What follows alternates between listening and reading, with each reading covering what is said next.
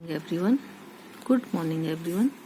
आज मैं आपके पाठ अपना देश संवारे हम पर प्रकाश डालने जा रही हूँ, जिसके राइटर हैं श्री कृष्ण सरल। सबसे पहले तो हम जीवन परिचय देखेंगे, उसके बाद इन पंक्तियों का अर्थ। ओके।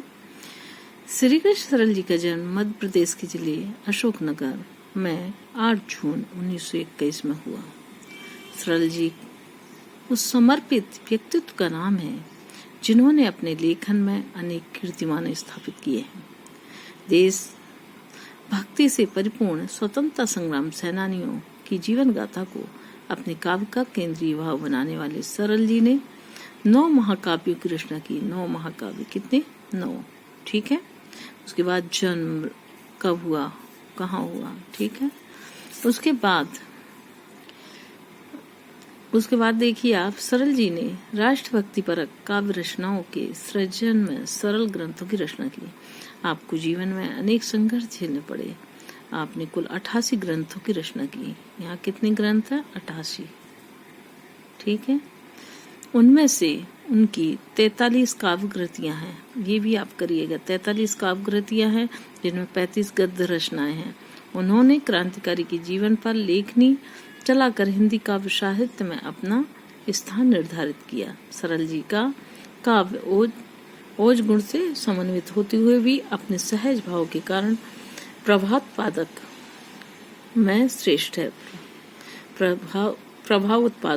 श्रेष्ठ है। आपका अथक परिश्रम से रेखांकित करने वाला ग्रंथ क्रांति कथाएं एक प्रकार से भारतीय क्रांतियों की साइक्लोपीडिया है। ये भी आपको ध्यान रखना है। क्रांति कथाएं साइक्लोपीडिया, ठीक है। इसमें लगभग 2000 क्रांतिकारियों के जीवन वृत्त सम्मिलित हैं।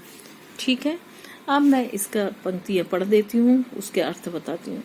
अपना देश संवारे हम, अपनी इस पावन धरती का आओ रूप निखारे हम।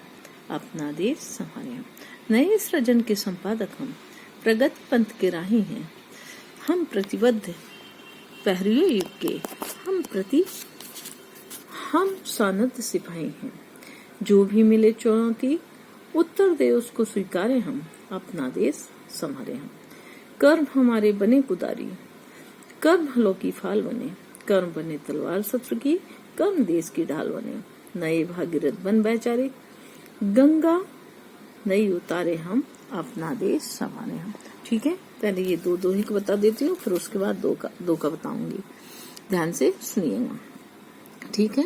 इसमें राइटर क्या कहते हैं? इसमें कवि कहते हैं कि हे मेरे देश के नए युग को, आओ हम मिलजुल कर अपने देश को संवारते हैं, विकसित करते हैं। इस देश की धरती पर और अधिक खुशहाल और उपजाऊ, ये जो देश की धरती है इसको और अधिक खुशहाल बनाए, उपजाऊ बनाए, है ना।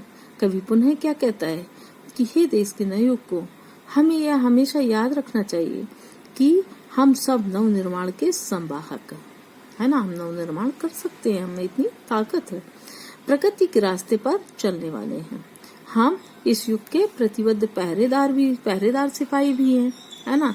इसलिए हमें जो चुनौती मिले उसे हमें स्वीकार करना चाहिए। ठीक है। कभी देश के नए युवकों को ललकारते हुए क्या कह रहे हैं? वो कहते हैं कि हमें अपने कर्म को कुदाली बना लेना चाहिए। कर्म हलों के, और हमारे कर्म को हल्के फाल भी बना लेना चाहिए। और क्या बना लेना चाहिए? शत्रु के लिए तलवार बना लेना चाहिए, है ना। इस प्रकार हमें युग के मांग के अनुसार भागीरथ बनकर प्रयत्न करना चाहिए। भागीरथ बनकर अपनी वैचारिक गंगा को धरती पर प्रवाहित करना चाहिए। क्यों? क्योंकि हम अपने विचारों के माध्यम से परिवर्तन ला सकते हैं, क्योंकि हमें इतनी क्षमता है।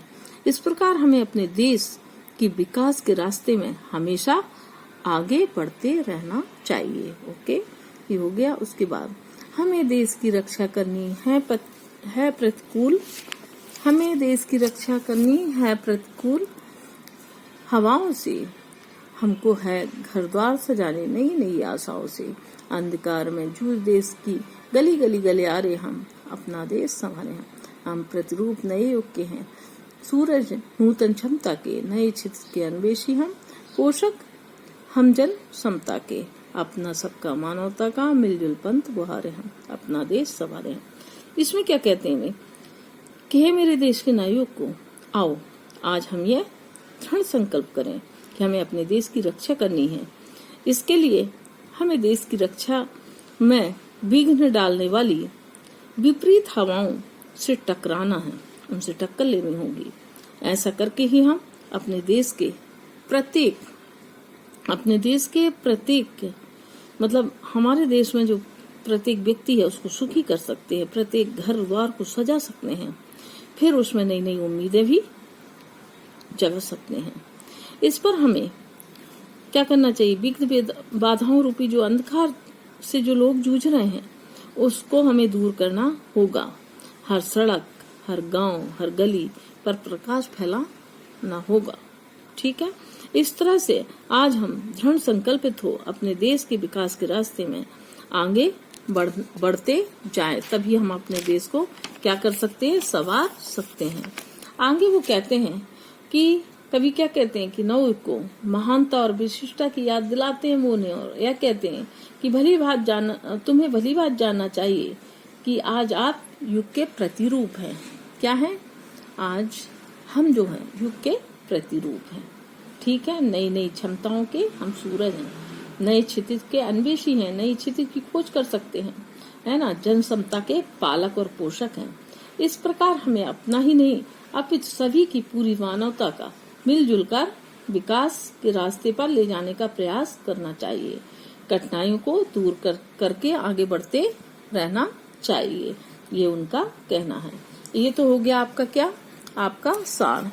अब ये जो आपके इस लेसन में क्वेश्चन आंसर है ये मैं आपको PDF में दूंगी। इसमें एक्सरसाइज बहुत कम है, ये एक्सरसाइज आप स्वयं कर लीजिएगा। ठीक है, ओके।